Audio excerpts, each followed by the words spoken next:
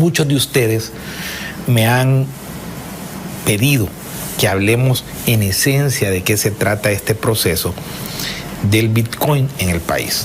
Su esencia, su porqué y sus cosas. Hoy vamos, y yo me voy a comprometer y me he comprometido y voy a comprometerme aún más y estoy estudiando mucho para que entendamos todos los salvadoreños de qué se trata esto, no solo en la operación, porque una cosa quiero decirles, el pueblo salvadoreño es más inteligente que quizás todos los pueblos de América Latina, y lo digo de verdad.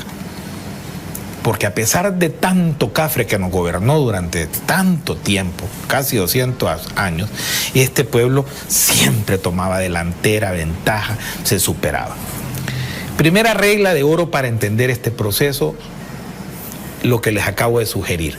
Tenemos hoy herramientas y hoy están llegando a los hogares salvadoreños las computadoras con sus hijos, las tabletas con sus hijos.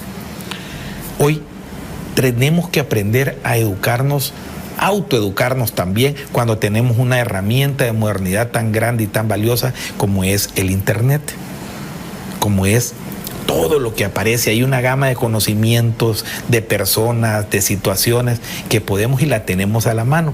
Es importante que la sociedad salvadoreña busque la información.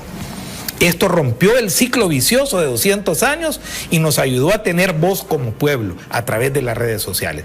Pero ahí hay más que redes sociales, hay información y allí está la esencia de muchas de las cosas y las verdades que las tenemos a la mano. Bien, en esta preparación, Alba Chichía nos dice, como siempre presente, don Walter, saludos desde Las Vegas. Alba, saludos hasta Las Vegas. Vamos a ver. Este es un proceso económico. La adopción del Bitcoin como moneda de curso legal en El Salvador es un proceso que tenemos que entenderlo desde la raíz. ¿Qué es lo que está sucediendo en el mundo? Y voy a ser muy sintético y después ustedes averigüen.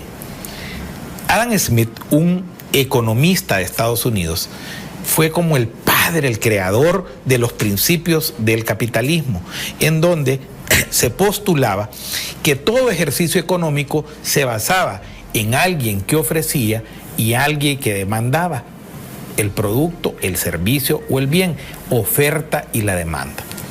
Y esto se daba en un marco que se denomina mercado. Y ellos solitos se regulan. En la naturaleza, esa es la cuna, la esencia y la función del liberalismo económico. Pero bueno, vino la Primera Guerra Mundial, la Segunda Guerra Mundial, y apareció, y ahí había en Inglaterra, sale de la Universidad de Cambridge, un acomodado, de apellido Keynes se escribe, pero se dice Keynes. Este tipo, economista, es el que vino a postular después de las crisis, cuando los países quedaron endeudados, que el Estado debía de entrar a regular. El Estado debía de crear proteccionismo, o sea, proteger la economía, debería de intervenir en la economía con marcos regulatorios y debería de buscar elementos de subsidiariedad, el subsidio para la gente. Entonces, aquel liberalismo pasar a las funciones y el presidente Roosevelt de los Estados Unidos en aquella época adopta ciertas medidas de Keynes, que había sido olvidado en la misma Inglaterra, y empieza entonces a surgir la doctrina del keynesismo. Es eso, en esencia. Ven liberalismo a la usanza y luego Keynes a poner un marco regulatorio. Pero en 1971 se da un choque mundial. El mundo se regía a través de los procesos económicos a lo que le damos en llamar el dinero, en la moneda. Y repito, como lo dije en el programa pasado, ¿qué es el dinero? El dinero es aquello a través de lo cual nosotros podemos acumular y darle un valor a nuestro esfuerzo, a nuestra creatividad, a nuestro trabajo. Eso es el dinero. El dinero representa toda la actividad que un individuo puede acumular en razón y en función de lo que él hace, de lo que él produce y de lo que él crea. Entonces, ante esto, en 1971 el mundo se regía el dinero, porque han habido formas acuñadas, monedas acuñadas contra plata, eran de plata y andaban con las bolsitas en el pasado, ¿no? Ustedes ven las películas antiguas de las historias en Europa andan con una bolsa porque andan el puñado de moneda física, de plata, de oro. Entonces, en eso se intercambiaba el comercio. Pero como el mundo fue creciendo, más millones de habitantes, cientos millones, miles de millones, ya no se podía andar el metal. Entonces se empezó a tomar el patrón oro. ¿Qué es el patrón oro? Yo estoy haciendo un resumen sintético de cosas que debemos de entender. El patrón oro era que por cada billete que se emitía, debía de haber su correspondiente valor en oro. En esos tiempos, cuando inicia esto, para el patrón, una onza de oro equivalía a $35. Debía de haber en el banco guardado el valor de una onza para poder emitir, o sea, que sacar esa oncita que estaba guardada, significaba que habían $35 puestos afuera. Y entonces la gente intercambiaba y tenía el respaldo. ¿Por qué? Porque el oro, que eso es lo que usted tiene que entender sobre el dinero, que es un instrumento de acumulación del valor, el oro simple y sencillamente en ese caso, y después la plata y otros metales, valen eso porque es difícil su extracción. O sea, sacarlo implica abrir montañas, sacar toneladas de lodo para terminar en una cosita así, o andarlo buscando en los ríos, pero eso es dificilísimo. ¿Por qué? Porque le gustó a la gente y es de escasa. Su valor para llegar a guardar la demanda mundial hay que pasar 58 años adelante para satisfacer todo lo que la gente quiere. Y por eso se le da a llamar al oro en una moneda dura.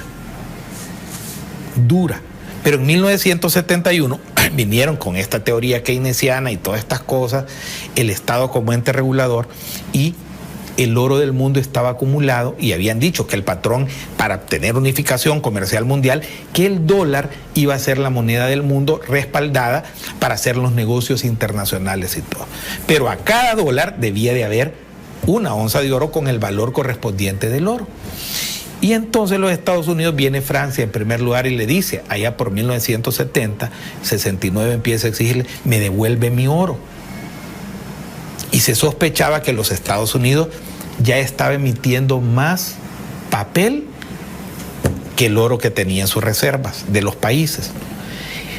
Entonces esto trajo consigo las dudas y empezó la presión. Inglaterra quería su oro, Francia quería su oro, Alemania quería su oro. ¿Y qué es lo que sucede entonces? Vino y dio un plomazo en el poder imperial que tenía económico Estados Unidos en ese tiempo. Dice Richard Nixon en 1971, se acabó. Ya no es el dólar, ya no lo respalda el oro, sino que lo va a respaldar un documento de deuda soberana. O sea, el gobierno de Estados Unidos, la gran potencia vencedora de la guerra mundial y todo, es la que va a decir a través de documentos que se hace responsable por el billete que anda circulando por y nace la moneda fiat, fiduciaria. Eso quiere decir Fiduciary International Transaction, alguna cosa así. Pero fiat, es la moneda fiat. Ese es el papel que circula de dólar por el mundo, que ya no tiene oro de respaldo, sino que lo que tiene es simple y sencillamente un papel del Tesoro de los Estados Unidos que le da valor, moneda fiduciaria. Y entonces, ¿cuál es el problema de todo esto? ¿Por qué vengo a contarles la historia? Porque los Estados Unidos, la guerra de Vietnam, la guerra de Afganistán, todo, empezó la maquinita a emitir dólares a lo loco para financiar las guerras, en primer lugar. Y segundo, que este es el gran problema de los Estados Unidos. Vean Kaiser Report, en español RT, que les recomiendo yo. Vean 50 programas y van a salir duchos, y les voy a ir dando otros actores y otros programas para que vayamos formando eso que se llama inteligencia financiera en El Salvador. ¿Qué es lo que sucede?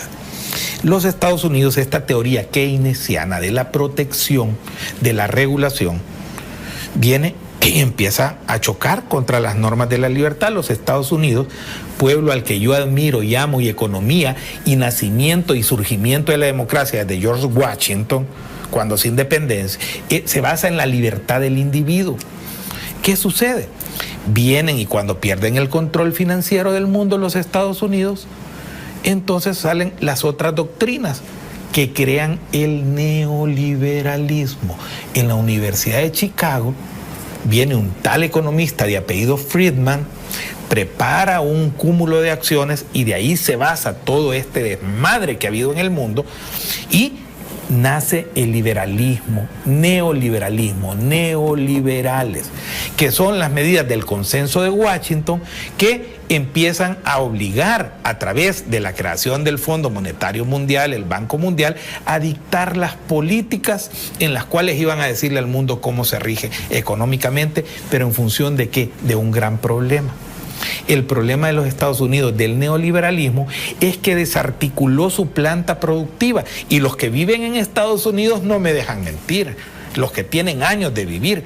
Antes ahí estaban las fábricas de carros, las fábricas de aparatos, de lavadoras, de refrigeradoras, de cocina, todo. Estados Unidos tenía un sistema de productividad. La gente trabajaba, producía y le daba una solidez económica. El neoliberalismo, con la globalización, desmanteló el aparato productivo en los Estados Unidos. ¿Y qué hizo? Trasladó a buscar, porque ¿qué es uno de los postulados de Friedman? Bajar la flexibilización laboral, bajarle el salario a los trabajadores. ¿Y qué logró con eso? ¿Qué logró con eso? Esto, que en el marco la desregulación y todos los elementos del neoliberalismo sacaran las fábricas de los Estados Unidos a China, a Asia, a América Latina, a México, los tratados de libre comercio, que son elementos del neoliberalismo, y entonces desmontó su planta productiva. Eso hizo que el estadounidense se apochongara, y voy a decir la palabra, se apochongara. Y ese es un problema. Gran parte en los grandes centros urbanos de los Estados Unidos, LA, Los Ángeles, los que viven ahí, Florida, Miami, New York, Chicago, o sea, las grandes urbes de los Estados Unidos, Houston, el gringo ya no dejó de ser productivo. Se dedicó a querer ganar y exigir aumento de salarios y a consumir. Todo venía de China. Bueno, prácticamente el 80% del consumo, Walmart, todas esas empresas vienen de China. ¿Y qué sucede? Desmontan el aparato productivo, el financiamiento de las guerras y una sociedad demandante de salarios, de aumento de salarios, porque ahí viene el elemento que les voy a decir, y todo el resto de cosas empieza a comprimir la economía y la máquina de la reserva del tesoro, a emitir billetes. ¿Y a cambio de qué? La emisión, porque el problema se llama emisión monetaria, la emisión falsa, que no tiene valor el dinero, genera la inflación. Ese es el gran problema de Estados Unidos y de ese sistema caduco controlado a través de la Reserva del Tesoro y de los bancos centrales.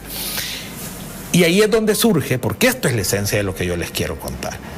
Surge, yo no sé si Satoshi existe o no existe, pero unos inteligentes le devolvieron la libertad al mundo a través de la creación de una moneda digital que es de difícil extracción, igual que el oro. ¿Por qué? Porque para llegar al algoritmo en el cual hay que llegar para crear un Bitcoin, hay que meter energía, trabajo. Igual que con el oro no es en sí mismo, es su trabajo, el de obtenerlo, lo que cuesta y su escasez. El Bitcoin es exactamente lo mismo y por lo tanto eso lo que devuelve es la libertad al trabajo, al individuo y al mundo. El Bitcoin es libertad. Y alguien me decía, porque yo puse un tuit un día de esto, que la soberanía del país, que no fuera yo fanático porque estar hablando de que el Bitcoin es nos da soberanía. Sí, mi querido amigo y hermano, porque usted, aquí anda su banco. Su trabajo lo va a tener ahí y no necesita de la intermediación de una banca que a través del Repo 305 le quita, por ejemplo, a las remesas el 10% como mínimo para hacerlas venir de Estados Unidos a El Salvador. Hoy paga 0.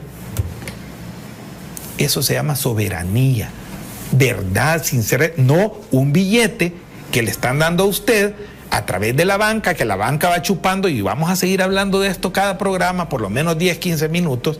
El Bitcoin, por eso es que porque el dólar deja de valer y el otro tiene valor real, porque es una moneda dura.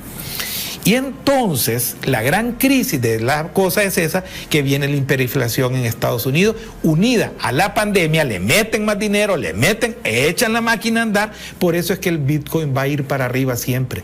Y nosotros nos vamos a liberar soberanamente de ese problema, inteligentemente, gracias al presidente. Vean los programas que les recomiendo. Esto en esencia es la parte de hoy de educación financiera. Quise tocarlo a grosso modo. En otros programas vamos a ser específicos en 10, 15 minutos en cada partecita para que usted se vaya educando. No le tenga miedo al Bitcoin, que no es ninguna magia. Cuando oye a estúpidos como ese Hank, un de Harvard que tienen ahí, es que esos dan risa, son payasos que están protegiendo el derrumbe de un sistema que ya se terminó. Va a colapsar el Banco de Inglaterra. Vean el último de Case Report y van a ver qué le pasó al Banco de Inglaterra, que es la entidad mafiosa más antigua del mundo. El pueblo tiene que entender esto.